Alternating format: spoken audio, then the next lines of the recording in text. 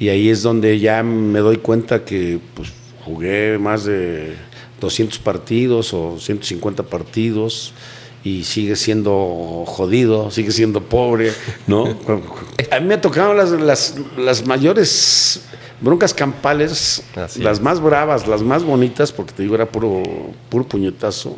Primero me dice el presidente, quiero que te hagas director deportivo, vas a dejar los zapatos, el short, por la corbata y el escritorio. Título, ganamos 2008. Título, ganamos el 2010.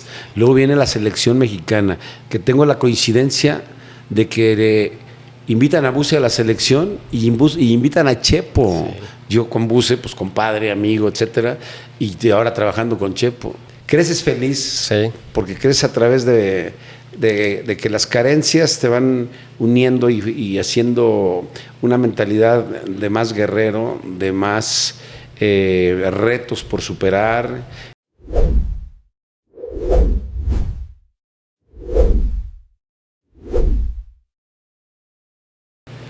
¿Qué tal, amigas y amigos? De nuevo, gracias por acompañarnos en un programa más de Te cuento mi historia con Eustacio Rizzo.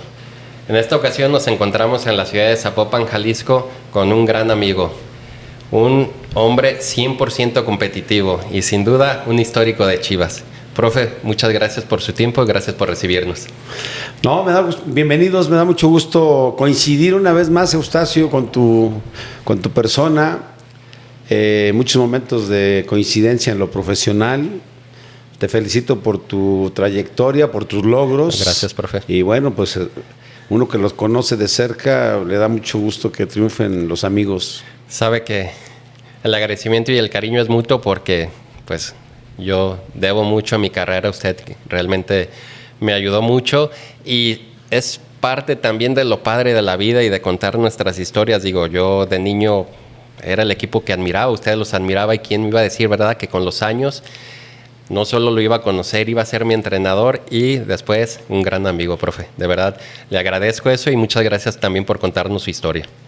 No, con todo gusto, Eustacio. Hay mucho que platicar a la gente y yo creo que hay muchos mensajes que a través del deporte puedes cambiar la vida de los deportistas, la vida de la gente, a través del esfuerzo, del trabajo, de la perseverancia, de la disciplina, como fue tu caso, que fuiste muy disciplinado. Fuiste siempre muy leal, muy comprometido. Gracias. Con tus compañeros y con el equipo. Entonces tengo muy buen concepto tuyo y de muchos de tus compañeros, que me siento orgulloso y feliz de que todo lo que logré en Chivas, que fueron muchos años de jugar como titular, puedes transmitírselo a los jóvenes, y en ese momento coincidimos tú y yo en un equipo Tecomán, se llamaba Tecomán. Sí, a invitación de Víctor Vucetich por primera vez, que se me hizo rarísimo porque Buce pues obviamente no era mi amigo. Coincidimos en un programa de radio y ya me preguntó qué estaba haciendo, le dije que ya tenía el carnet de entrenador y el lunes siguiente me presentó como tu técnico, Eustacio. Así es, grandes historias, profe, ¿no? Qué padre, y tan padre que hasta el día de hoy ese grupo seguimos muy unido y mucho en base también a esa amistad de las enseñanzas que usted nos dijo, que aquí seguimos, ¿no? Unidos. Profe, pues empecemos realmente con lo importante del programa, que es su historia. ¿Podríamos tener el gusto de conocer su nombre completo? Sergio Lugo Barrón. ¿Y en dónde nace el profe Nací Sergio? En el Distrito Federal en 1957 y vengo de una familia de 12 hermanos. Mis papás no sé cómo lo hicieron para sacarlos adelante sí. A tantos, pero con orgullo quiero decirte que fueron capaces de sacar gente honrada, honesta, bien de trabajo. Tengo hermanos profesionistas, ninguno en el fútbol, pero muchos con carrera, otros no la culminaron, pero gente sana, gente bien. Y bueno, los mensajes y las enseñanzas del barrio y de la familia, con la educación del palo, de la chancla, sí. ¿No? De poner orden como fuera, le funcionó, sobre todo a mi madre. Y bueno, es como, al final de cuentas, surge la idea de poder cambiar mi vida a través del fútbol. Y hablando ya de hermanos de la familia, ¿qué número de hermano, qué número de hijo es usted? Yo soy el séptimo. En medio se puede decir. Pero mayores de ustedes, o sea, ninguno jugó a aspirar al profesionalismo, solo era jugar de niños en el barrio. Mira, cuando tú eres de extracción clase media baja, más baja que media, lo único que aspiras es a salir adelante a través de lo que puedas y del esfuerzo. Y mis hermanos yo creo que nunca soñaron, nunca pensaron en jugar fútbol profesional, porque estaban dedicados al trabajo y a la escuela. Porque ¿Su padre qué hacía? ¿Su papá?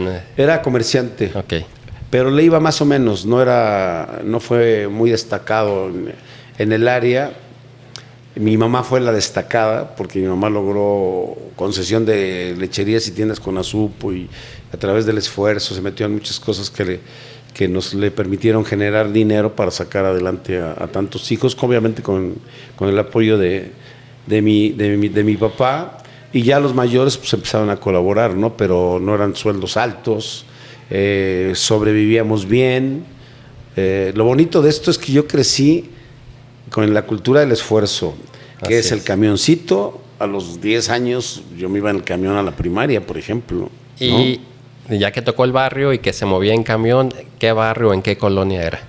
Fíjate que hay una colonia que se llama Pantitlán, ahí cerca del aeropuerto, donde yo crecí, y justamente ahí estaban los campos de fútbol donde mis hermanos jugaban, y ahí me llevaban de chavito a cargarles las maletas, ¿no? Y cuando se armaban las broncas campales, porque siempre había broncas, pues ya la indicación era, si se arma la bronca, Sergio, tú agarras las maletas y te echas a correr a la casa.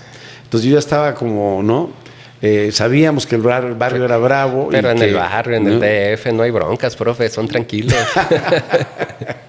No, y crecí con esa cultura de saber proteger, de cuidar, y pues a veces te quieres meter, pero yo era un mocoso, me acuerdo que pues, mis hermanos todos son mucho mayores. Tengo un hermano de 83 años, Carlos, que también fue un muy buen ejemplo porque siempre fue trabajador. Y sí, fui cargador de las maletas de los carnales y apoyando a mi mamá en las labores de trabajo, de casa, porque ahí no había quien no hiciera nada. Ahí todos teníamos obligaciones, barrer calle, lavar cristales, los patios también trapearlos, ir a las tiendas, ya sabes, ¿no? Y yo de chavito, pues pues lo tenías que hacer, porque ya sabías el rol. Así era. ¿No? Por ejemplo, el uniforme yo lo tenía que lavar a los 10 años, ¿no? No había de que te plancho y te lavo tu uniforme, ¿no? Entonces, crecí con una infancia muy bonita, feliz, con carencias, pero feliz.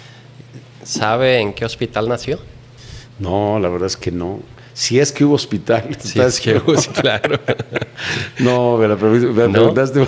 No, bueno, es que me gusta esa pregunta. En casa, ¿no? Sí, me gusta esa pregunta por lo mismo, porque al ser yo de pueblo, muchos, a mí sí me tocó ya nacer ahí en un hospital, y volvemos a la esencia de lo que somos al pensar desde dónde nacimos, ¿no? Me gusta eso, pues. Y o sea, no sabía que alguien, y en la Ciudad de México, no recordaba o no sabía en qué hospital había nacido. Sí, cuando vienes de un barrio y popular, creo que en hospitales cercanos había, la verdad, no sabría. Es buena pregunta, se lo voy a preguntar a mis hermanos mayores, pero creces feliz, sí, porque creces a través de que las carencias te van uniendo y haciendo una mentalidad de más guerrero, de más retos por superar. Y yo, por ejemplo, desde chavito sabía que yo no quería esa vida. Yo desde chavito empecé a salir del ambiente para poder terminar mi carrera. Yo me salía, yo veía mucha gente borrachos cercanos a la colonia, veía gente desobligada, y yo sabía que no quería eso para mí. Y la idea fue obviamente a través del fútbol, que me encantaba el fútbol desde chavo, lo jugaba 8 horas diarias. Entonces ahí entre piedras, tierra, no había campos de pastito, ahí lo más decente árabe. exactamente, era lo más decente era el pasto árabe, y limpiar el terrenito para que jugáramos a gusto. Entonces, a veces armábamos nuestras propias porterías. Poner las mochilas de portería, sí, claro, grandes años, grandes recuerdos. Y estudia primaria, secundaria, ¿hasta qué etapa estudió? Fíjate que se lo agradezco a mis padres porque uno de los objetivos era precisamente o estudias o no te permitimos absolutamente nada. Entonces, y el ejemplo, pues ya todos mis hermanos tenían pues algunos terminaron su carrera. Tengo una hermana ingeniera química, Verónica, tengo un licenciado en administración de empresas y etcétera, etcétera. Entonces, pues era obligado y estudié hasta el primer año de psicología. Estudié en el Colegio de Ciencias y Humanidades, CCH, de ahí también estudió Javier Aguirre. Perfecto. Lo promueve mucho Javier Aguirre, sí, el CCH, porque tiene una cultura así medio diferente, pero fue lo que me tocaba más cercano a mi casa, y justamente cuando estoy estudiando psicología, viene la compra de mi carta de Chivas en octubre del 81. Pero, bueno, ya nos dijo una respuesta a la pregunta que le quiero hacer. Estudió en el CCH, pero ¿recuerda el nombre de la primaria, secundaria y la prepa? Sí, era la Niños Héroes, la primaria. Y la secundaria técnica 33, que ya estaba ya cerca de la Agrícola Oriental. Sí, las recuerdo perfectamente. ¿Y la prepa?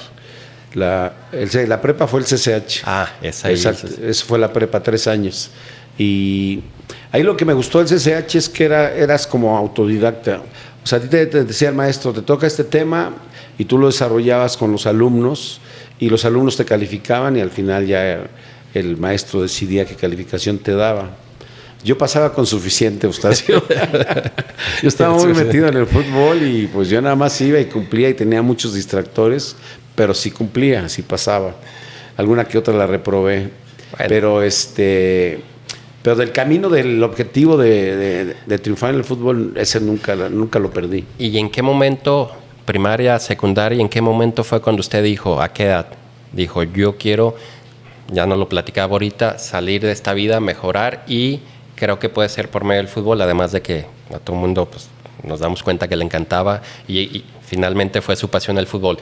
¿Qué edad tendría? ¿Sería edad de primaria o ya estaba en la secundaria? Bueno, yo empezaba, como te comentaba antes, era de las 8 horas de fútbol casi diario. A mi mamá tenía que ir por nosotros porque si no nos jugábamos toda la noche. Rompimos cristales, rompimos todo lo que había cerca de tu casa porque pues no había campus, entonces jugabas donde pudiera.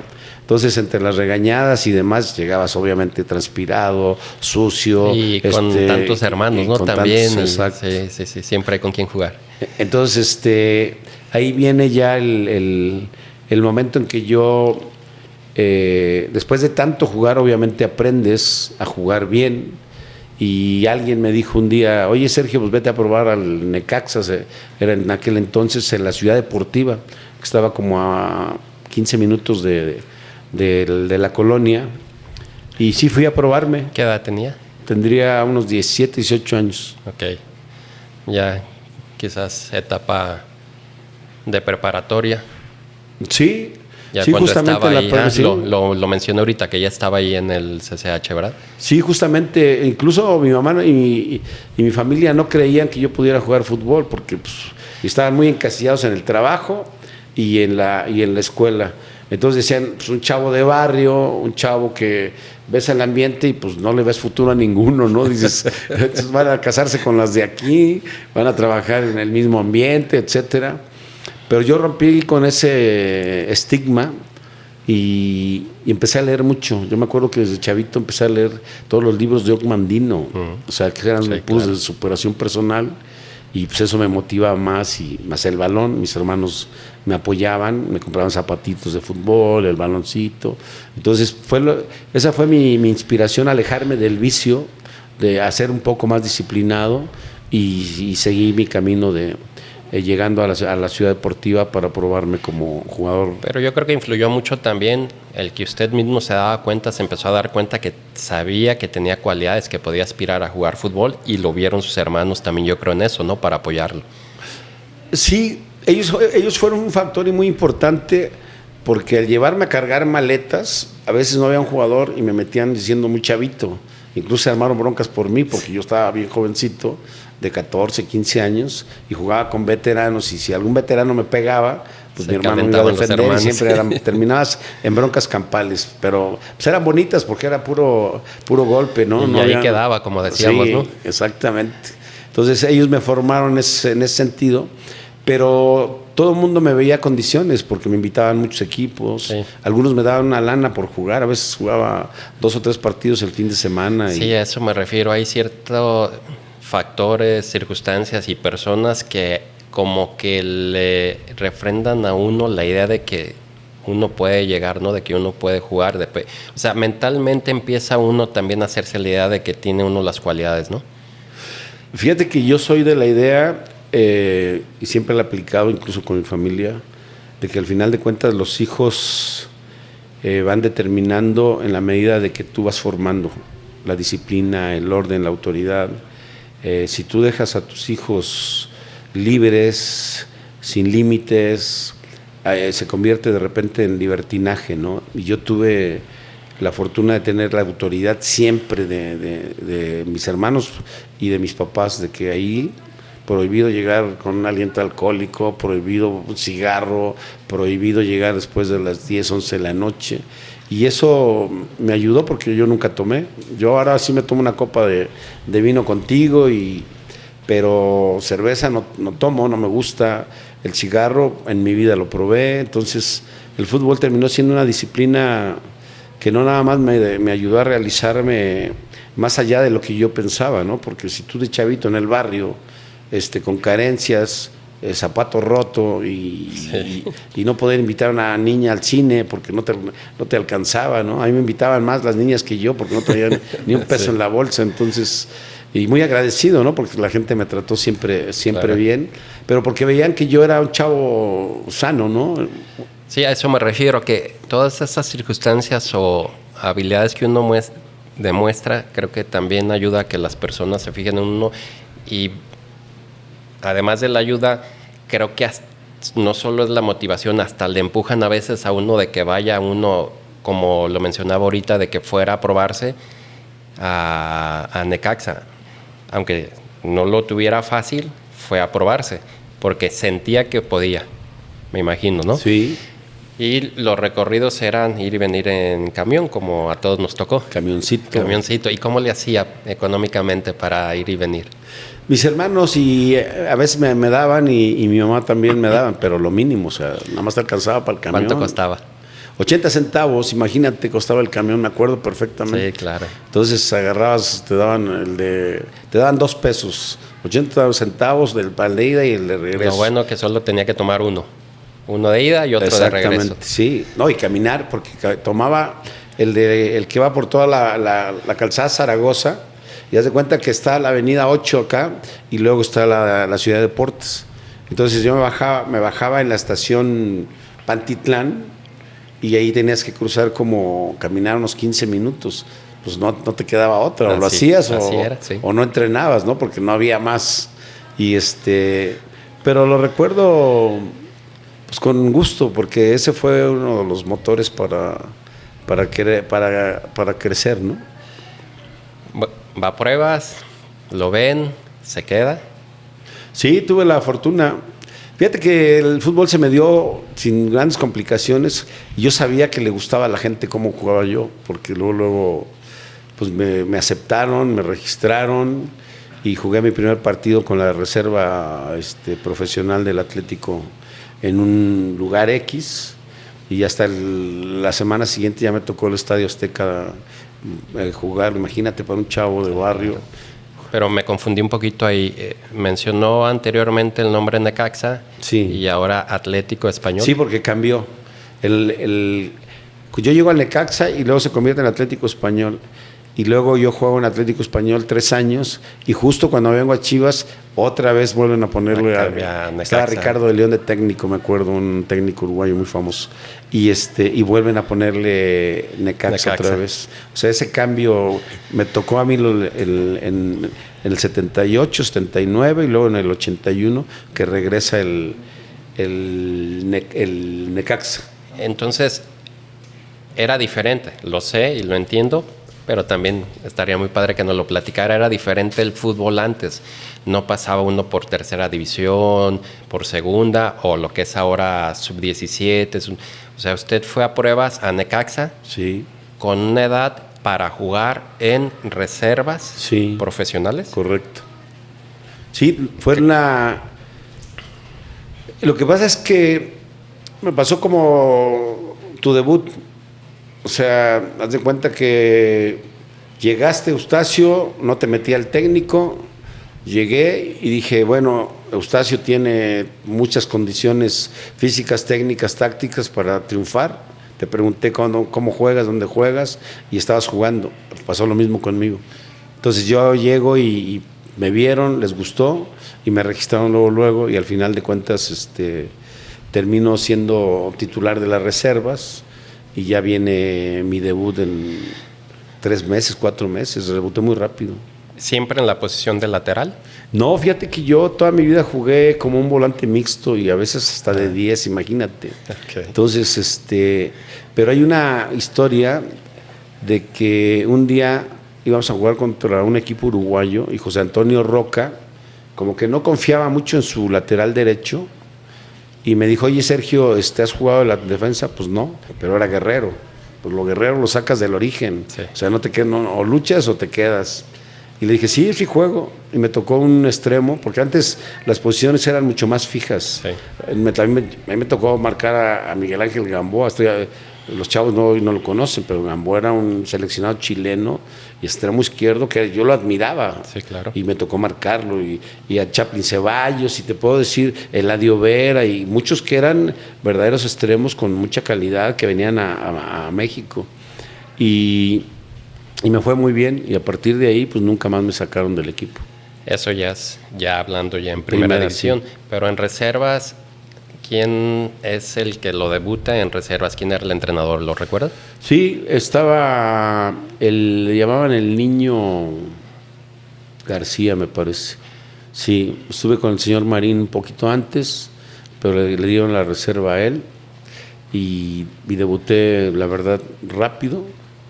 Y luego Roca me vio y pues debuté. ¿Y ya en primera división sí. ¿Es el profe Roca quien lo debuta? Sí, porque llego con él y al verme jugar le gustó, y después de lo que hice con contra el jugador uruguayo, me debuta el siguiente domingo jugando en Veracruz.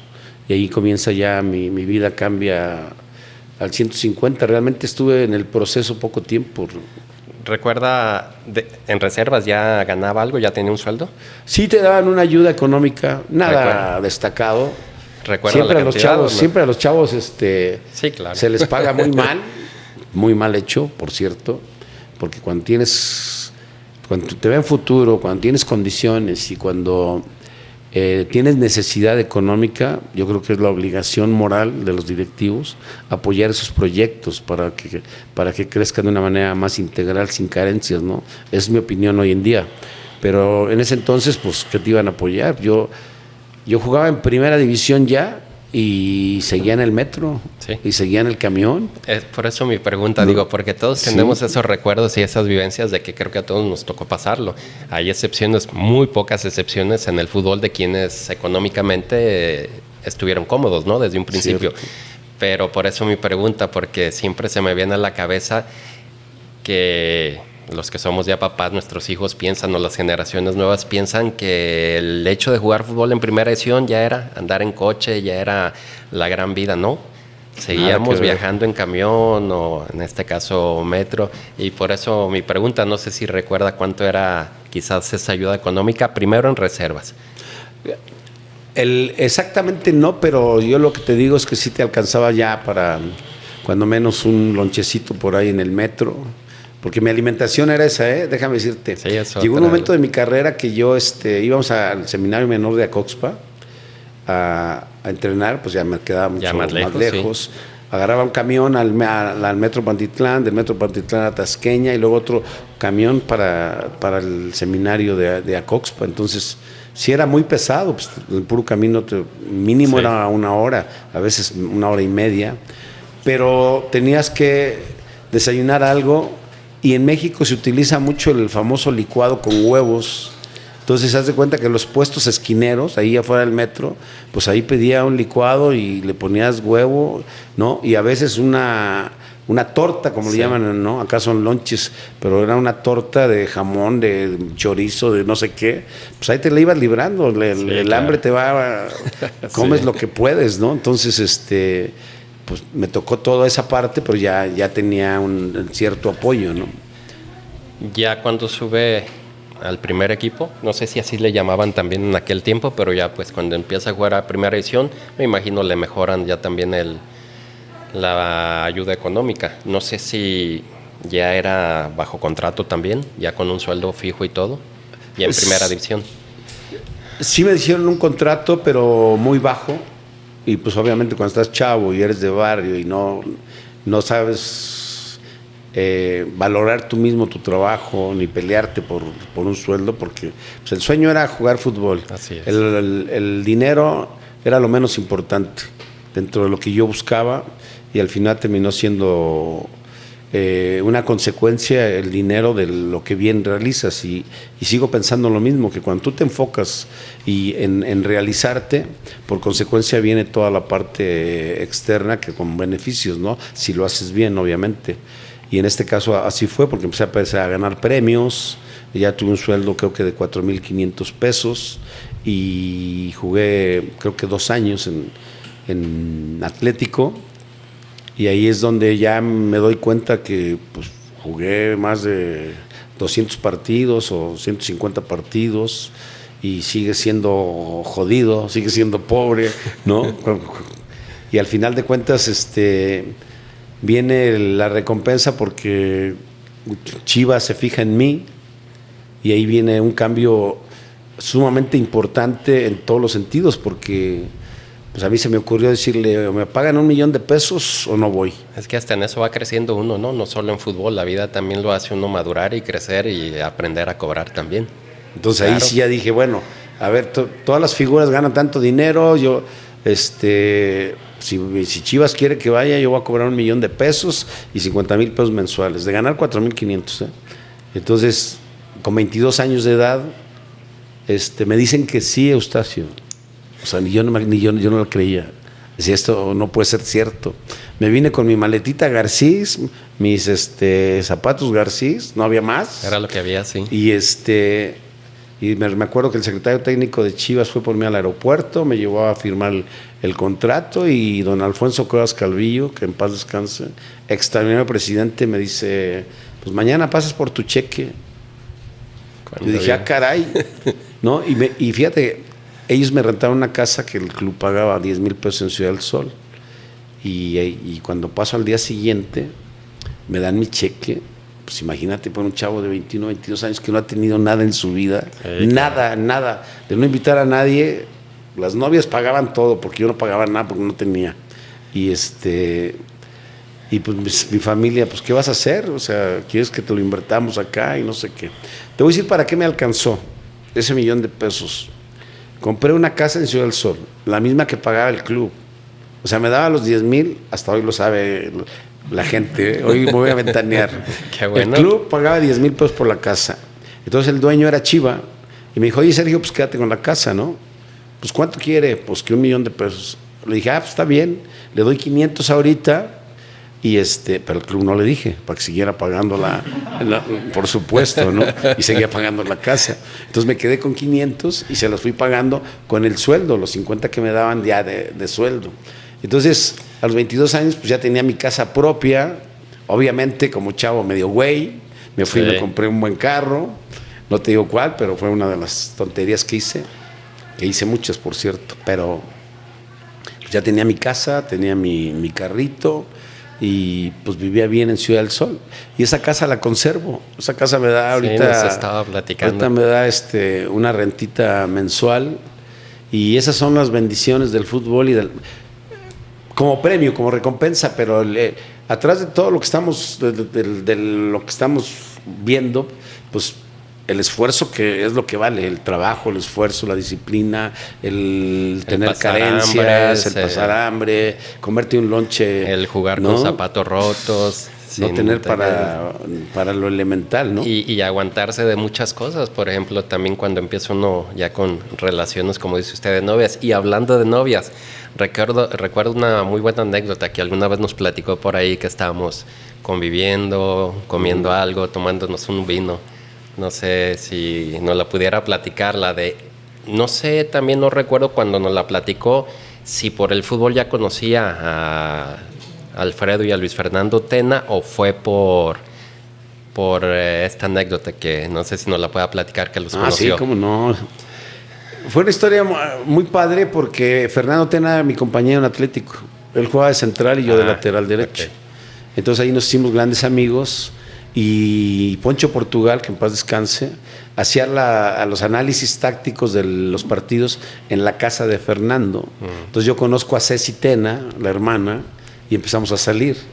Entonces ya nos hicimos novios y ahí ya podía usted invitar. ¿Mandé? Ahí ya usted ya podía invitar. Sí, ahí ya teníamos para poder salir y para salir invitar a algún lugarcito. Pero ella era la familia muy católica y siempre iban a misa. Entonces me acuerdo que en una ocasión, un domingo, me invitó a misa y yo ya me compré mi primer carro, era una Caribe naranja, espantosa, pero se me hacía hermosa a mí, ¿no? Pero bueno. Y ¿Ese fue el primer auto que tuvo? No, el primero fue un Volkswagen comprado con mi carnal, que éramos, no nos alcanzaba y compramos un bolchito como 60, no sé. Un día tú y otro día yo. Exacto, un día él y un día yo, pero bueno. Y me acuerdo que fuimos a misa y al salir me dijo, oye, vamos a comprar una pizza y nos la comemos aquí, el parque era bonito cerca de su casa. Pues está bien. Bueno, estábamos comiendo y de repente siento un arma. Nos amenazaron y me dicen, oye, pues bájate, ¿no? Le dije, no, pues ¿cómo va a bajar? Y que se baje la muchacha primero, ¿no? Ceci Tena.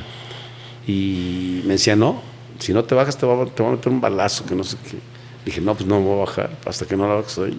Entonces estuvo muy fuerte porque me pegaron, pero al final la bajaron.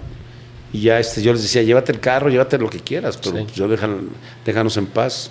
Bueno, lo gané que la bajaran y como a los 3-4 kilómetros me bajaron a mí, ¿no? Y se llevaron la camioneta. Entonces, pues yo ya me regresé a la casa, pues me hice el ídolo de los Tena. No, imagínate, les platicó ella llorando, pues lo que había pasado. Y duramos como un año de noviazgo, extraordinaria persona, pero viene el cambio a las Chivas y ahí ya ella vino muchas veces a Guadalajara y ya se terminó la relación por la lejanía, ¿no? Pero sí, fue una experiencia dura, fuerte, pero bueno. Y que se imagina uno que pasa ahora, pero que quizás en aquellos años no pasaba, ¿no? También pasaba, ¿no? Sí, cómo no. El tema es de seguridad siempre. Sí. Y cómo también después la vida da un giro de ser amigos y a lo mejor haber ese nexo también de amistad y de agradecimiento, como después en la cancha se olvidaba, ¿no? Sí. Sobre todo contra Alfredo, pues, ¿quién no recuerda esos clásicos? ¿Qué? A mí me tocaron las mayores broncas campales, las más bravas, las más bonitas, porque te digo, era puro puñetazo. Aquella donde Estefano Rodríguez le quita la macana a un policía y empieza a macanear a los de la América, que empieza la bronca en la banca. Y luego sigue hacia la portería norte y luego hacia la sur. O sea, esa fue una bronca que duró más de 10, 12 minutos y todos contra todos, sí, hasta que se empieza a meter la seguridad de la América y empiezan a arrinconarnos y demás. Pero fue una bronca, sí, pues yo creo que es la bronca más significativa o que más ha llamado en la historia de los clásicos, pero no fue la única, ¿eh? No, después Después tuvimos 2 o 3 más, donde la rivalidad era, ahí tenías prohibido saludos, abrazos, cambios de camiseta, ¿no? Por eso sale este tema y por eso el comentario de cómo de años atrás había amistad y había hasta agradecimiento por esta situación, que ahora se cuenta como anécdota, y después en la cancha, sí, pues ahí, sobre todo contra Alfredo. Lo veía en su casa, pues, ¿no? Sí, claro. Y luego las broncas, pues, y al era final de de los cuentas, más, o sea, ¿no? de ustedes y de ellos era de los, yo recuerdo, quien no recuerda esas broncas, eran de los que más participativos ahí se veían, usted con otros, me acuerdo mucho de Omar Arellano, de Demetrio, pero de América, Alfredo, Zuli, Ledesma, Zuli, bravísimo. Claro, Zuli. Pero bueno. También las broncas las ganábamos, ¿eh? También esas hay que ganarlas, profe. Ahí ganamos 3-0, yo creo. Hasta aquella donde de una manera muy desleal, muy deshonesta, cuando expulsan a Hermosillo, sí, después de la bronca, se da la vuelta por atrás. Eso es imperdonable para Hermosillo, porque está el Pillo Dávalos de espaldas y lo agarra, le da un cubetazo que lo mandó al hospital. Sí. Entonces el equipo sale del estadio y lo primero que fuimos fue a recoger al Pillo Dávalos al hospital porque Hermosillo le dio ese cubetazo que fue de lo más bajo que he visto yo en el fútbol. No puedes golpear a una persona por atrás y menos con una cubeta. Lo pudo haber matado, ¿eh? Sí, bueno, son códigos que la gente sabe y que lo tenemos entendido, ¿no? Que es la cancha y como se dice comúnmente, lo que pasa en la cancha, pues lo entendíamos que se queda en la cancha y más en aquel tiempo, más en aquellos años, y por supuesto que molesta mucho, entiendo su molestia, a pesar de que han pasado tantos años.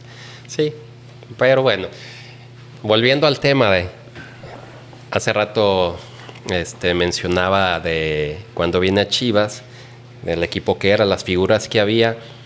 ¿Cuál era la figura, cuál era el jugador a seguir de Sergio Lugo cuando usted empieza a jugar ya en primera división? ¿Había algún jugador que era su jugador preferido, que era el jugador que admiraba? Fíjate que yo empecé paradójicamente en el Distrito Federal, como nos quedaba el Azteca, yo vi mucho al América y fue cuando llega Reynoso y estaba Borbolla, que al final Borbolla termina siendo compañero mío en Atlético Español, fíjate lo que son las cosas, Roberto Hodge y toda esa gente que fueron muy importantes en esa institución, y reconocía y sí admiraba a Carlos Reynoso por lo que proyectaba. Tenía un trazo extraordinario, y nunca me llevé bien con Carlos Reynoso, y paradójicamente me invitó, es otra anécdota que nadie la sabe, te la voy a platicar. Bienvenida. Estando yo en Atlético Español, y cuando viene la invitación de Chivas, Reynoso era el técnico del América, y entonces yo fui por casualidad a Acapulco de vacaciones, y en ese inter sale que estoy libre y que me quería Chivas, y me manda Reynoso llamar a través de Alfredo Tena, como pues era mi cuñado, amigo, todo, rival y todo. Y me habla Alfredo y me llevan a la concentración. Y entonces estoy en la concentración y era cuando andaba con Lupita D'Alessio. Sí. ¿Te acuerdas de ese claro. tema, no? Y entonces me dice Alfredo, oye, vente con el maestro. Pues yo pensé que iba a la cancha, estaban entrenando, haciendo pretemporada. Pues no, llegué a la habitación y pues ahí estaba el maestro con Lupita D'Alessio. Me dice, oye, Sergio, pues ya quédate a entrenar. Me gustaría que vinieras a la América, fíjate nada más. Dije, no, pero pues ¿cómo no? ¿Usted ya había hablado con gente de Chivas? Sí, ya estaba la negociación en camino, ¿no? Aunque de Chivas no, fue más decisión de la directiva de Atlético por lo que me iban a dar, pero no me desagradaba tampoco la posibilidad pues de seguir estudiando y de quedarme en México, y América era una posibilidad de hacerlo. Se portó bien Reynoso, se lo agradezco, fue lo único bueno porque siempre nos peleamos como técnicos, y Y no, decidí regresarme y al otro día volé para firmar con Guadalajara, pero es una anécdota también bonita y agradable que se ha fijado. Fíjate, 2 de los equipos más importantes de México. Sí, claro. En el mismo momento tuve la posibilidad de ir. Pero bueno, se convirtió en una gran historia, como lo mencioné al principio, una gran historia personal y una gran historia con Chivas. Nos ha platicado, por eso lo mencionaba al principio, de los jugadores históricos que había antes en los equipos, no solamente hablando de Chivas. Si no me equivoco, nos ha platicado que fueron 14, 15 años con Chivas. Con Chivas fueron 12 años, Okay. Más los 2 o 3 con Atlético fueron 15 años de carrera profesional. Pero con el tiempo me di cuenta que tomé la mejor decisión que pude haber tomado en mi vida, porque el fútbol me cambió la vida. Yo les digo, he tomado 3 decisiones importantísimas. Una, ser futbolista, porque me cambió mi vida. De la pobreza general en todo, me refiero de ambientes, de barrios, de todo esto, a un ambiente mucho más sano, ¿no? Y no se diga la parte económica, porque pues, me cambió totalmente al 100 mi vida. Después vino elegir Guadalajara, la ciudad y el equipo.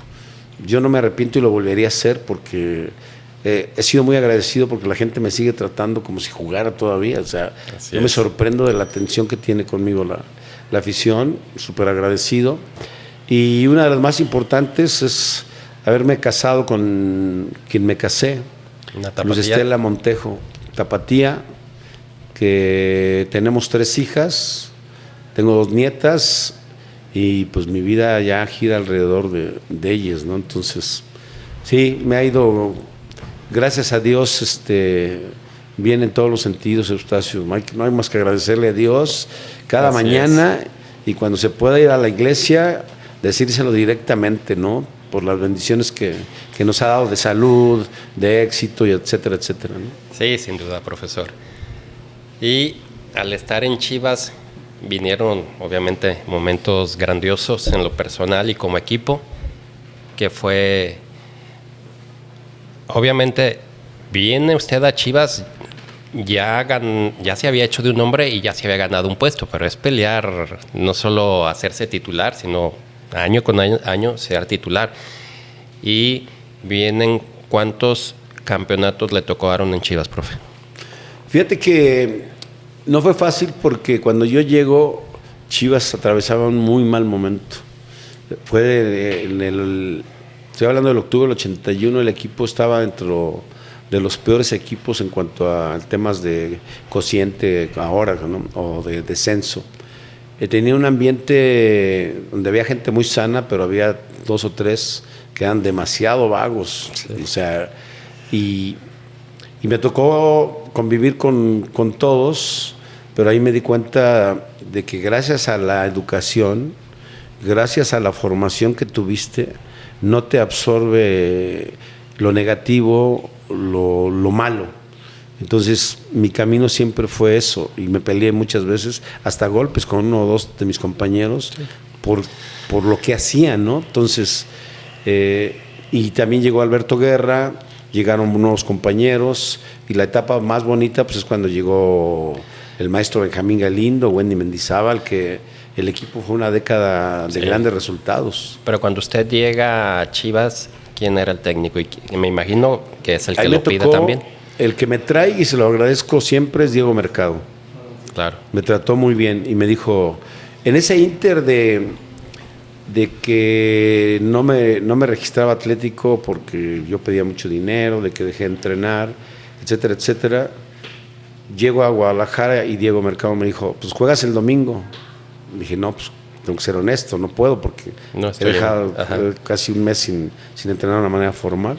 Ya me fui a ver al estadio con mis compañeros y el siguiente partido jugué y pues ya nunca más me sacaron, ¿no? Jugué más de 400 partidos entre liga y demás, y yo creo que estoy entre los que más partidos ha jugado en consistencia. A mí nada más hubo 2 cosas que me sacaron del campo. No fueron competencias de compañeros que hayan sido mejores. Fue ligamentos cruzados. Lesión. En un partido amistoso. Sale a cabecear el delantero y Celestino Morales no dice nada. y nos chocamos, caemos, y yo le rompo la tibia y peroné con mi rodilla, y él los ligamentos cruzados. Sí. Entonces terminamos una Cruz Roja allá de Torreón, un partido amistoso, y eso me llevó 8 meses fuera en la recuperación, y el Celestino pues era medio chillón, se la pasaba quejándose en la habitación, hasta que dije, no, ya vámonos cada quien a su habitación. Hice una muy buena recuperación. Eso fue lo que me sacó del campo alguna vez, y la otra fue una hepatitis mal atendida, que me decía el doctor que tenía todo, menos lo que tenía. Recuerdo que nos la platicó también. Pero como no fumaba ni tomaba, gracias a Dios no me dañé más. Pero si hubiera tenido el vicio, a lo mejor ahí hubiera terminado mi carrera, ¿no? Sí, porque cada vez el jugador ha ido entendiendo y ha ido mejorando, y la exigencia física también ya no lo permite, pero estamos hablando de años en los que el jugador de repente se descuidaba, ¿no? Había compañeros que sí se descuidaban, sí. y algunos de ellos pues ya con consecuencias tristemente trágicas. Caso contrario el de usted, y es parte de las enseñanzas que tuvimos nosotros cuando fue nuestro entrenador, y que algunos de por sí no es que solo las aceptáramos, era nuestro gusto también, y son de las cosas que agradecemos. Pero le preguntaba si no me equivoco, vino un campeonato en la temporada 86-87. Así es. 2 subcampeonatos. El 81, el 82-83, el 83-84. Donde se arma la bronca campal. Así es. Y que nos expulsan a 7 titulares. Y ahí debuta Estefano Rodríguez en una final, imagínate. Fue contra... Y la perdimos en penales contra Puebla. Contra Puebla. Esa, pero antecedió de la bronca campal. Así es. ¿No? Sí, Que en una situación recuerdo. normal hubiera sido campeón, ¿no?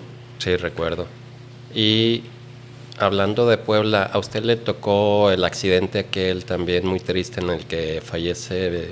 No, fíjate que yo llegué un año después, sí me enteré de la situación, que ahí falleció Pepe Martínez, claro. Sí.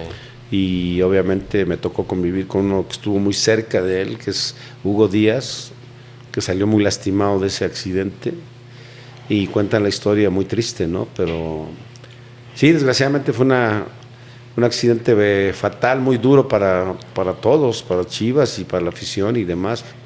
Y yo llego al año siguiente. Ok. Viene toda esa etapa de Chivas, gran etapa. Y bueno, realmente lo que hemos platicado, lo platicábamos al principio, profe, realmente la esencia de nuestro programa, lo que queremos transmitir es mucho, y se lo agradezco porque lo conozco y conozco la gran capacidad que tiene también para hablar y para expresarlo. Es en esencia los frutos que ha dado el esfuerzo, porque ya al verlo a uno en el profesionalismo piensan que a lo mejor todo fue fácil, o incluso la capacidad económica estaba, ¿no? Y lo comento porque ahora desgraciadamente se ha desvirtuado muchas cosas, y yo defiendo siempre eso, que algunos amigos o en la calle que te reconocen, te comentan que fulanito menganito no pudo llegar al fútbol de primera edición porque no tuvo para pagar, porque le pedían dinero. No lo sé, pero yo defiendo que no llegábamos. ¿Cómo íbamos a pagar dinero si no lo teníamos? Sí, claro. Llegábamos por esfuerzo, llegábamos por capacidad de esfuerzo, resiliencia, y es en esencia lo que queremos transmitir, y se lo agradezco. Comentario aparte, pero realmente valoro y le agradezco la plática, porque sé que es uno de los grandes históricos de Chivas, que nos lo está plasmando, nos lo está dejando ahora, y son de en esencia las carreras, las personalidades que ojalá todos pudiéramos conocer, profe, como usted, y aprovecharlos y aprender, incluso para la actualidad. Pero bueno, realmente agradezco, como lo agradecía antes, agradezco sus pláticas. No, yo te agradezco a ti, Eustacio, la verdad es que coincidimos y ahí tenemos muchas cosas en común, muchas afinidades. Creo que lograste una carrera brillante, destacada, te puedes sentir orgulloso de lo que hiciste por tus valores.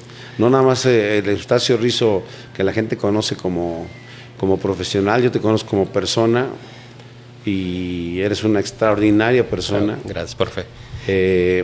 Y creo que al final de cuentas los valores y lo que le enseñamos a nuestros hijos y que en esta vida no hay imposibles, que a través de la disciplina, el compromiso, la humildad, el trabajo en equipo, puedes lograr cualquier meta que tú te plantees, sabiendo elegir correctamente el ambiente y las personas que deben estar a tu lado, alejarte de los pesimistas, negativos, borrachos, desobligados, etcétera, etcétera, porque no te dejan absolutamente nada. Lo único que te dejan es pérdida de tiempo, pérdida de dinero, y cuando estás con gente sana, vienen los grandes logros, las grandes satisfacciones, y qué bueno que coincidí contigo en el fútbol. Me llena de satisfacción que sigas creciendo en lo personal, y pues ya sabes que tienes un amigo en mí. Gracias, profe, igualmente. Y parece la plática como que suena ya despedida, ¿no? Realmente era para llegar a la siguiente etapa. Ok. Perdón, y precisamente creo que su comentario vino como anillo al dedo. ¿Por qué? Porque viene toda esta etapa maravillosa del profesionalismo en Chivas, que todo mundo la podemos checar ya con las ventajas que tenemos las redes y el famoso googlearlo, que fue una gran carrera en Chivas, pero llega el momento en que termina la etapa de jugador. Sobre todo es por la edad, ¿no? La edad es la que nos va diciendo hasta aquí, porque por lo que sea, además, a pesar de esa lesión que ya nos platicó, pues usted físicamente termina bien, pero llega el momento en que esa etapa gloriosa de jugador de Chivas, pues viene acercándose el final y viene quizás otra etapa. ¿Cómo la toma usted o qué es lo que piensa usted cuando se acerca? Me imagino que lo que pensaba usted ya era por la edad, porque puede ser que me equivoque, pero no me acuerdo que usted nunca haya perdido la titularidad en Chivas. No, nunca. No, fue más bien que usted dijo... La lesión fue lo único que me sacó del campo, fue la rodilla y la hepatitis. Pero ¿cómo supo que a lo mejor se acercaba ya la etapa de fin de jugar en Chivas y sobre todo de dejar de ser jugador ya? Por la edad, yo me retiré de 35 años, ya creo que era muy buena edad para retirarte. Y la otra es que cuando hay mensajes o hay señales que te van indicando, ¿no? Más descanso, más comida, vivir solo para el fútbol cuando ya tienes hijos, cuando tienes esposa, no poder salir de vacaciones cuando tú con la familia como tú quisieras. Entonces ya empiezas a replantearte muchas cosas, y como te decía, mi constante fue que yo siempre me preparé, Eustacio.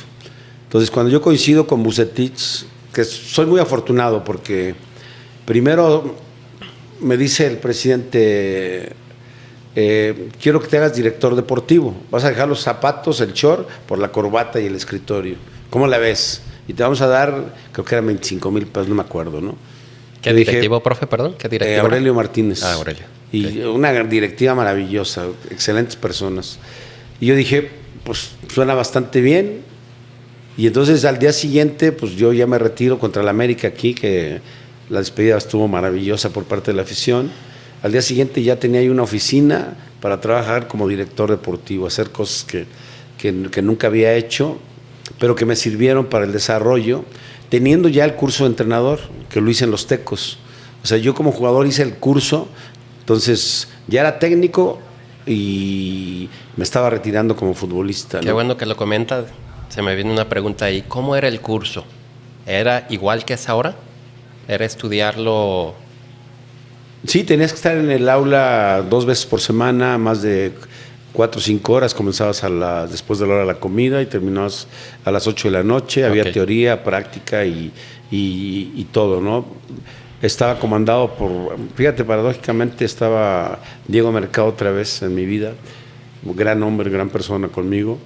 Y empecé el curso, entonces entrenaba, jugaba, comía en mi casa y ya me iba al curso, que afortunadamente está a 5 minutos tu casa de la Autónoma, y ahí fueron 2 años y aprendí muchísimo. Entonces yo cuando termino de futbolista, pues yo ya tenía el título de entrenador, pero yo no contaba que me iban a ser director deportivo. Entonces estuvo padre, porque como director deportivo entra Akron, que era Mex Club en aquel entonces, Salvador Martínez Garza, y Inter, salgo yo, y justamente en la noche viene el programa con Octavio Hernández, con Vucetich, y hablando de fútbol, le gustó lo que yo hablaba, yo creo, de fútbol, y me preguntó, ¿qué estás haciendo? Pues acabo de salir director deportivo. ¿Quieres dirigir? Sí. ¿Tienes el título? Sí. Pues nos vemos el lunes. Y ya es cuando me presenta contigo, Duilio de Avino, Flavio, Estacio Monares, todos los que Gilberto Adame, al final, Mario Sánchez. Al final todos ustedes ahí es cuando llega Tecomán a echarnos a perder, profe. Sí, no, claro. Siempre le vamos a agradecer que haya llegado. De ahí es cuando empieza su etapa entonces de entrenador. Sí, y fue muy padre porque pues fue un reto bonito. Si tú recuerdas, yo por las relaciones que tenía con Chivas, la pretemporada no la hicimos jugando aquí entre nosotros. Nosotros jugamos contra Chivas. Sí recuerdas. Sí, claro. Jugamos contra el León, jugamos, si no me acuerdo, contra la UDG, o sea, puros equipos de primera división. Fue el proceso de ustedes. Que servía de crecimiento para nosotros. Sí. Claro, porque cuando usted llega a Tecomán, yo acababa de ser subido de tercera división, que fui goleador, pero no tenía ningún... Sí, creo que sí, ocasionalmente sí, ya había tenido... No, sí, mentira, sí. Ya había tenido entrenamientos en el primer equipo con el profe Alberto Guerra, pero eran ocasionales. El crecimiento realmente deportivo que me llevó al primer equipo, pues fue en Tecomán, fue con usted. Y es cuando ya empiezo a entrenar con el primer equipo. Pero antes de eso, quizás las primeras experiencias de jugar contra un equipo de primera división fue con usted. Sí, mucha gente no lo sabe, pero yo sí creo que a los jóvenes cuando les das retos y oportunidades y exigencia, porque hay que exigir, tiene más posibilidades de triunfar que cuando le pones todo cómodo, todo fácil, ¿no? Y ustedes, me dio muchísimo gusto porque al final coincidió que Buce se atreve, o es uno de los técnicos que más jóvenes debuta, y confío en todos ustedes, o sea, confío en mí y confío en ustedes, porque hicimos un trabajo extraordinario. Si te acuerdas, Buce iba a Tecomán a ver los partidos con su mujer y mi mujer y nuestros hijos, y ellos jugaban los viernes, el primer equipo, que fue campeón, y el domingo nos acompañaba a Tecomán. Fíjate nada más lo que era Vucetich, de buena persona y comprometido con el proyecto. Y que fue un proyecto que él le tenía mucha ilusión, muchas ganas, porque lo hemos platicado. El Tecomán del año anterior era un Tecomán de jugadores de 30 años, 28, 30, correcto, 32 años. Llega él y dice, no, este equipo tiene que ser de jóvenes. Cierto. Y es cuando a muchos de tercera división nos suben, llega usted y se hace un gran trabajo. De ese equipo lo hemos platicado, de ese equipo de quizás 15...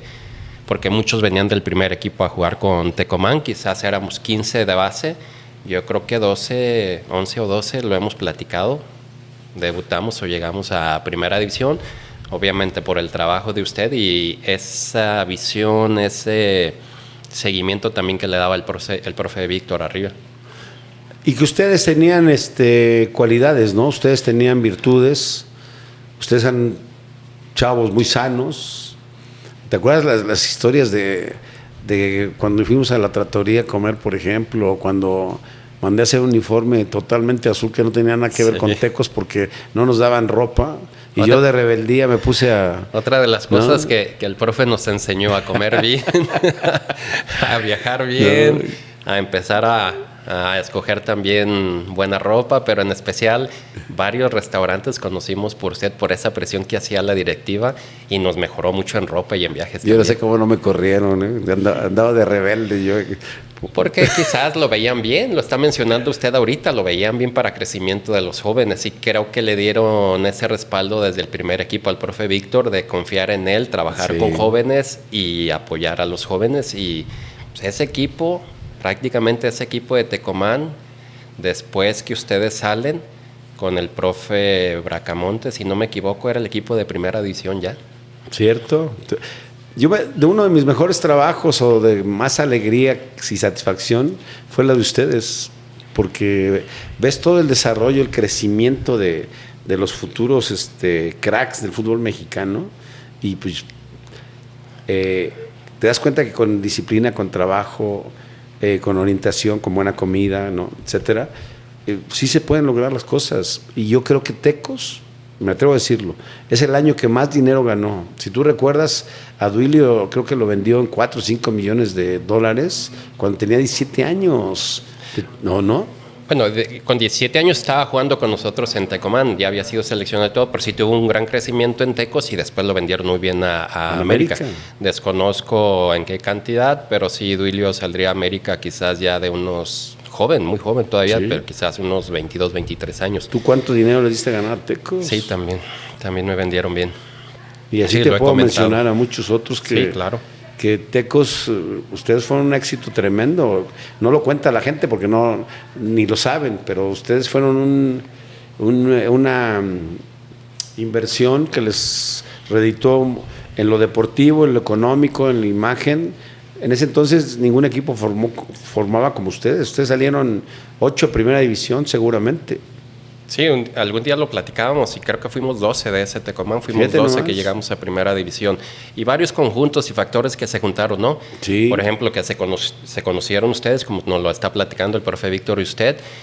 Primero usted en Tecomán como un proyecto, sí, lo ponen el profe Víctor confiando usted en el proyecto de los jóvenes, pero después lo jala incluso a trabajar con el profe Víctor ya en el primer equipo y nos da seguimiento. Entonces correcto, se juntó ese factor también de tener esos entrenadores, ese cuerpo técnico, apoyo de la directiva y ya también los jugadores que había en el primer equipo, que se juntó un gran equipo hasta lograr el campeonato, que es parte también de lo que les tocó a ustedes. Y de ahí sigue su etapa con el profe Víctor como entrenador, con grandes triunfos también, ¿no?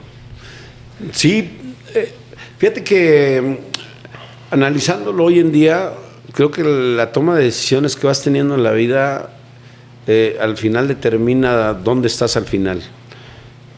Yo creo que tomé decisiones muy importantes, como haber ido a Tecomán, como haber sido director deportivo, como haber coincidido con una gran persona y gran técnico, que se lo agradeceré siempre, como Buse, de afinidades, incluso hasta en lo familiar, y con él pues gané 4 o 5 títulos, fíjate nada más, 4 o 5 títulos con Buse, porque cuando termina la etapa de Tecomán, Buse lo busca a Tigres, que le pagó un dineral, y ahí Víctor me habla y me dice, oye, quiero que te vengas de auxiliar directo, porque estaba el Cali, ¿te acuerdas? Sí, claro.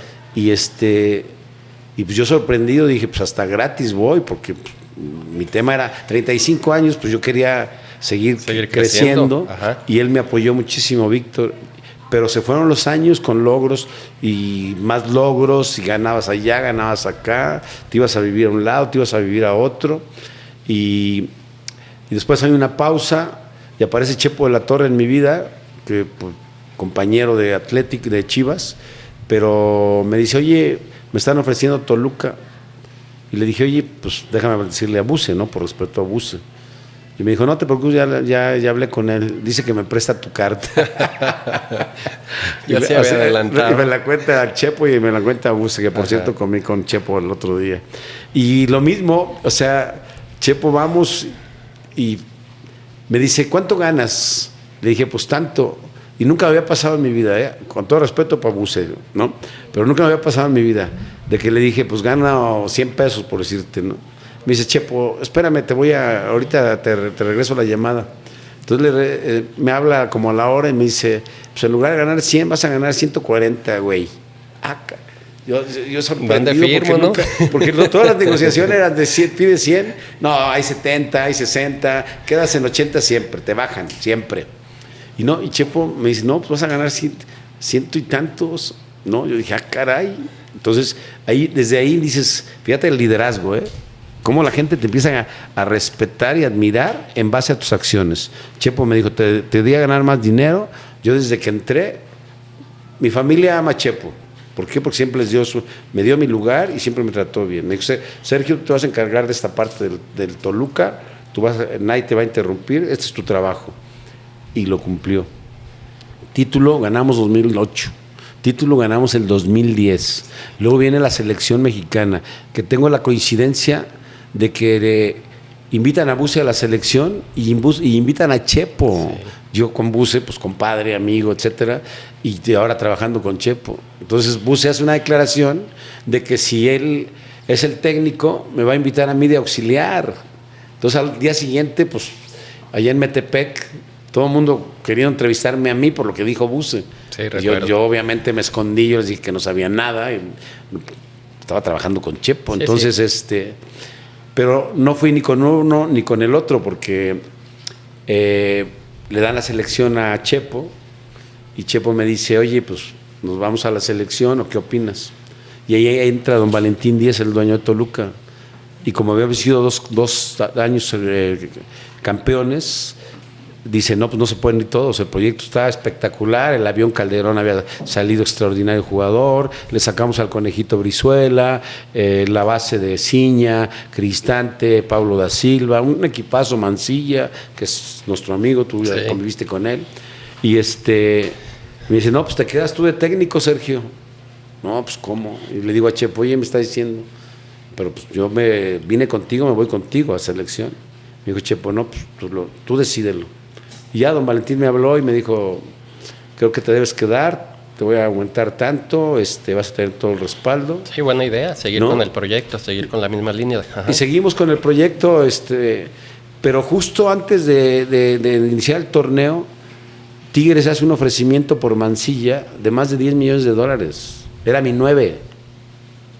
Entonces yo me quedo sin 9 y tuve que traer yo vi un seleccionado ecuatoriano que nada que ver con Mancilla. Entonces yo hago 21, 22 puntos en todo el torneo.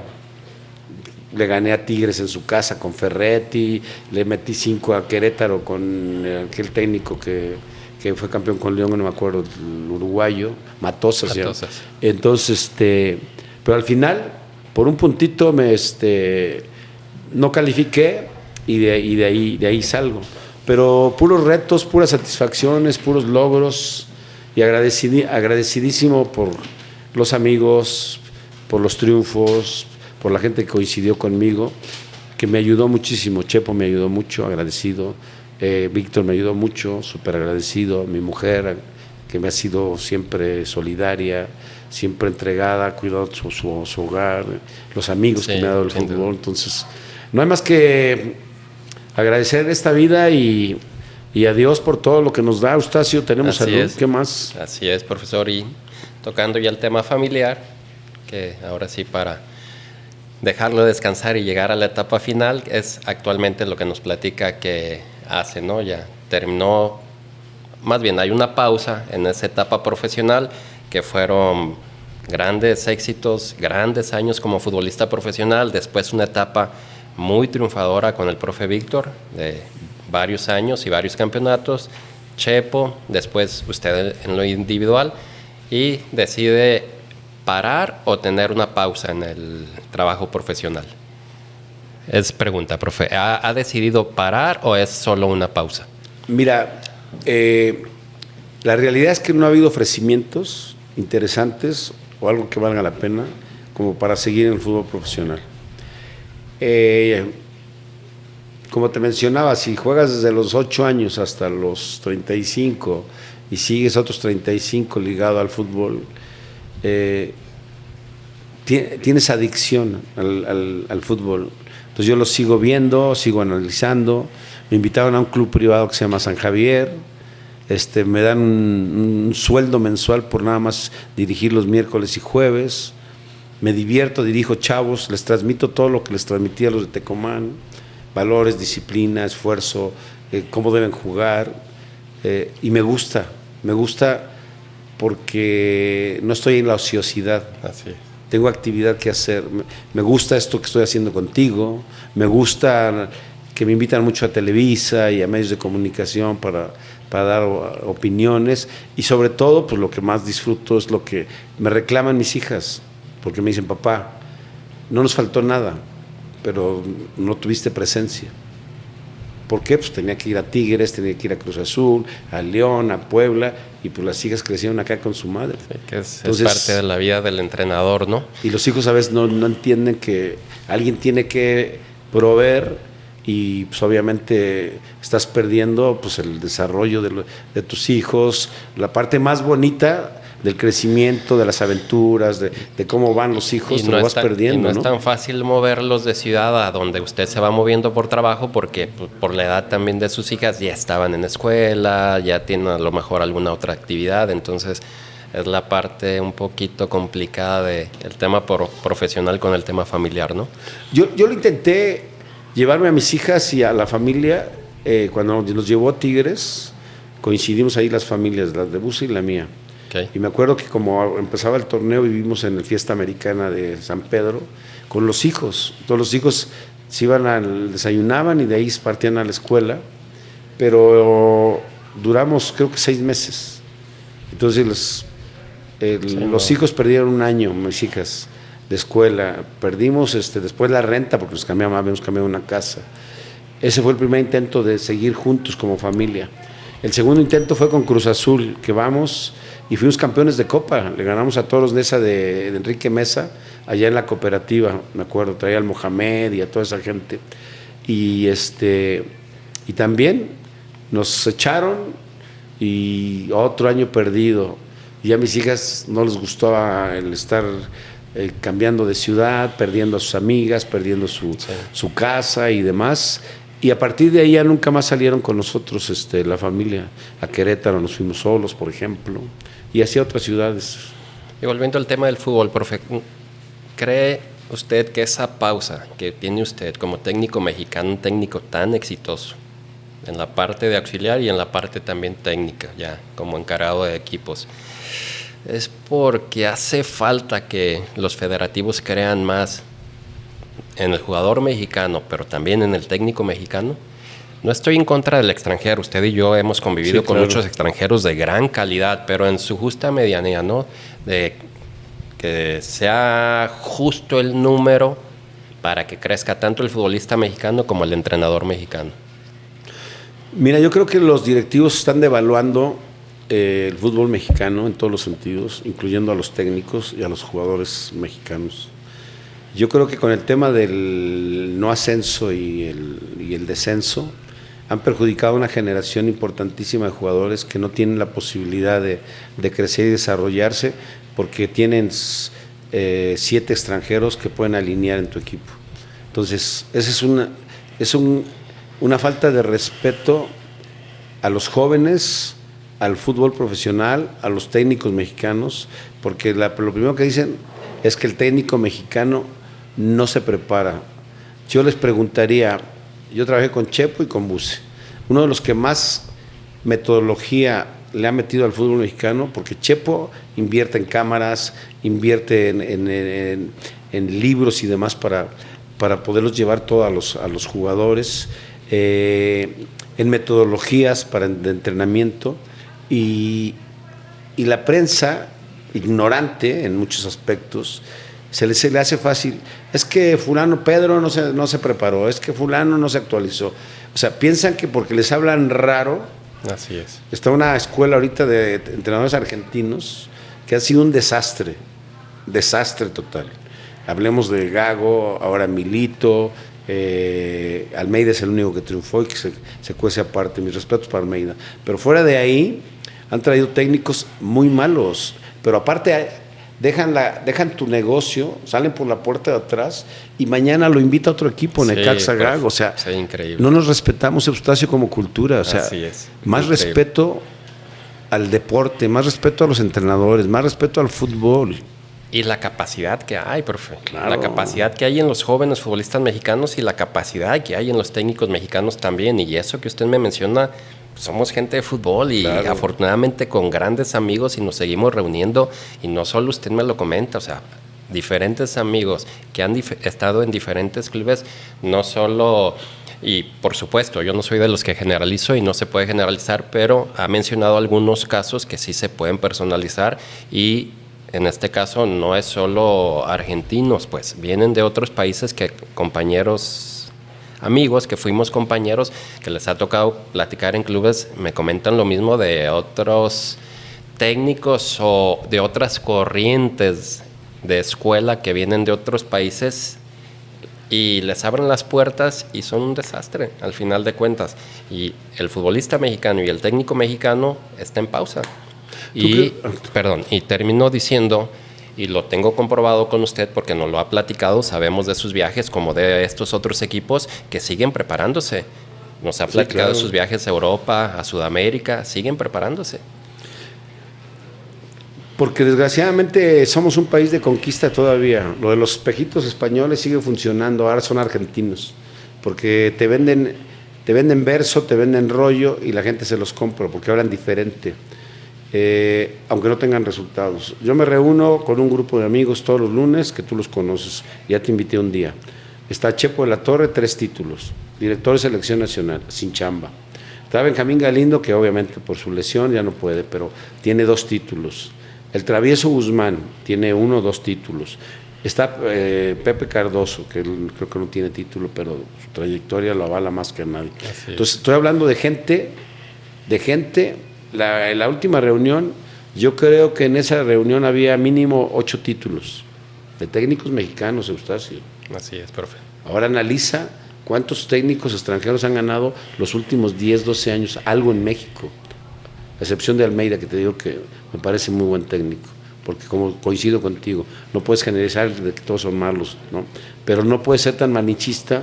¿Tú crees que Argentina tiene más de 4 técnicos extranjeros? Brasil, ¿tú crees que tiene más de 4 técnicos extranjeros? Profe, y usted acaba de tocar un tema también que me hizo recordar.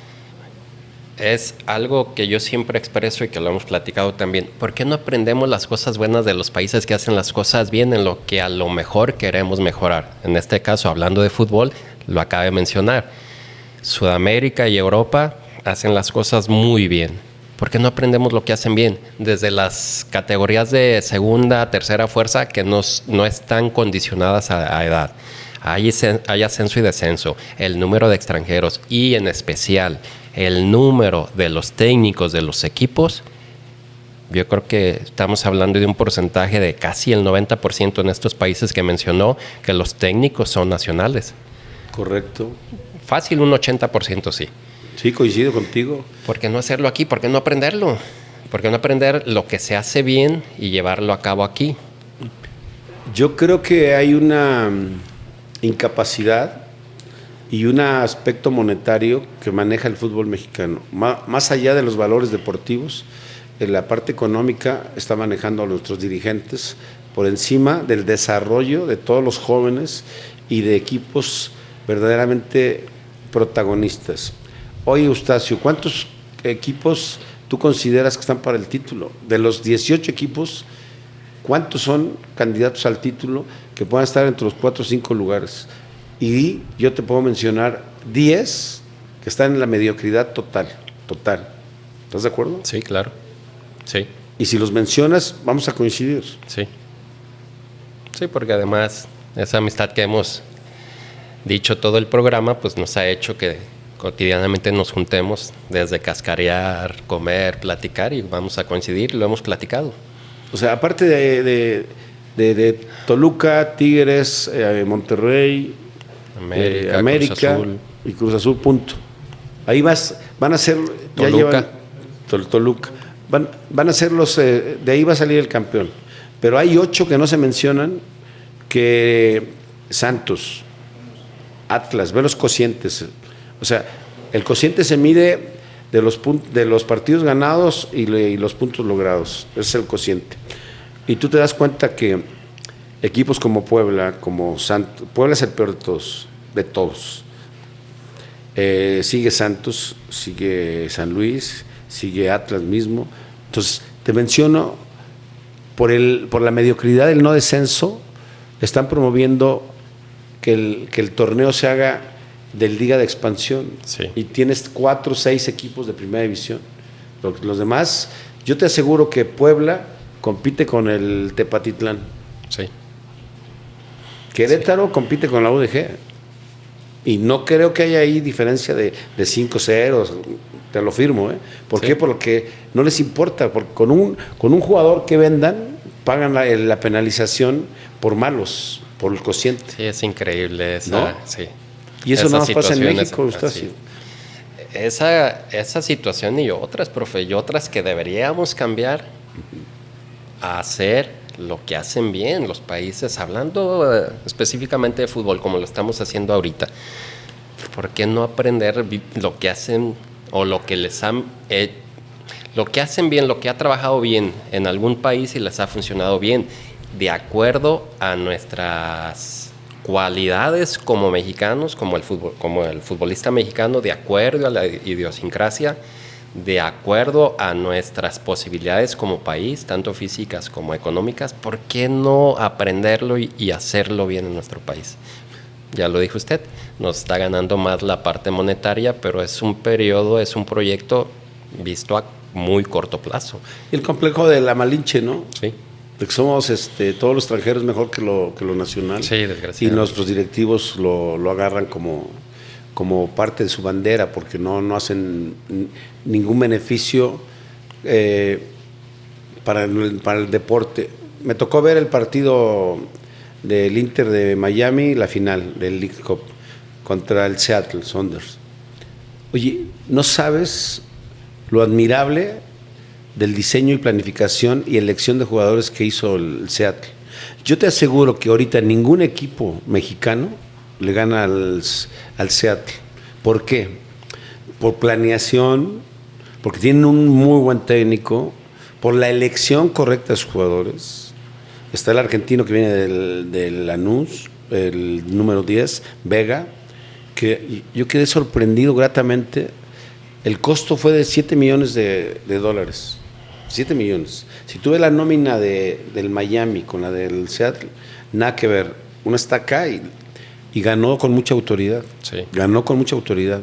Entonces yo digo, ¿por qué todos crecen y México sigue estancado?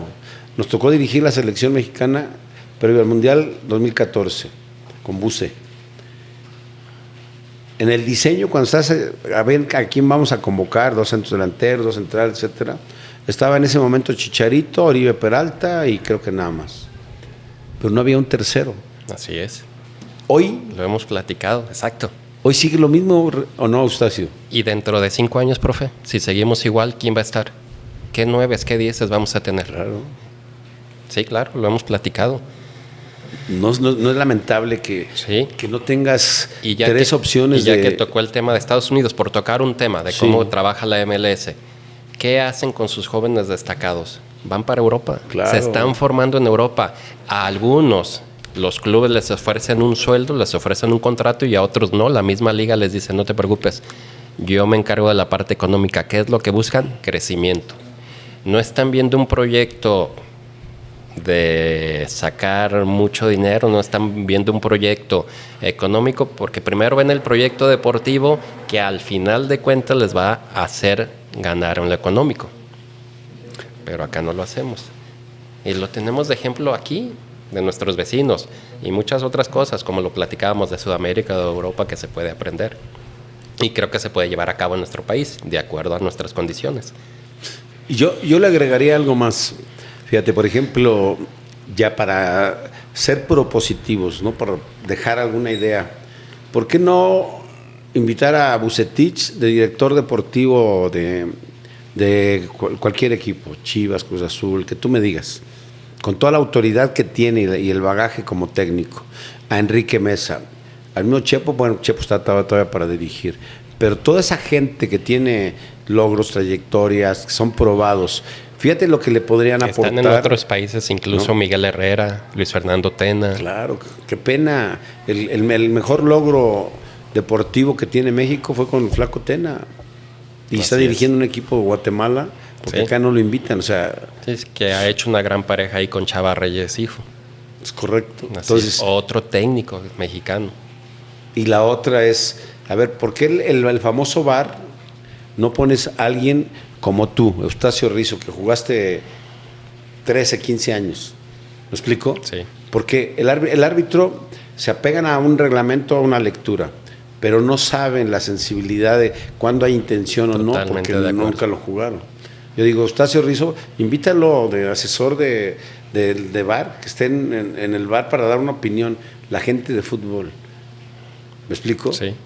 O sea, el abogado quiere hablar en el fútbol de medicina y así nos lo llevamos, en lugar de llevar a los profesionales. Yo te pregunto, ¿tú crees que no puedes aportar, Eustacio, con tus logros, trayectoria, currículum, mucho al fútbol, a los jóvenes? Yo estoy seguro que sí. Sí, sin duda. Algo podemos aportar. Creo que algo aprendimos, sí.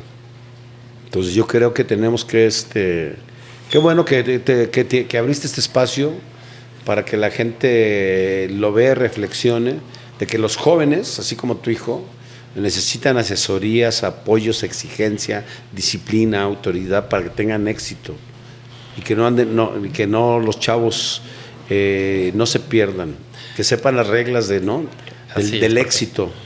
Así es, esa es la esencia de nuestro programa, lo hemos dicho ya en programas anteriores y quién mejor que usted para reafirmarlo, y de nuevo le agradezco mucho su plática, y de eso se trata, de en lo que podamos ayudar o dejar algo mínimo para que lo piensen, para que se queden reflexionándolo, de eso se trata. Y así como usted, de diferentes giros, diferentes invitados, pues nos están dando su punto de vista, el cual agradecemos mucho.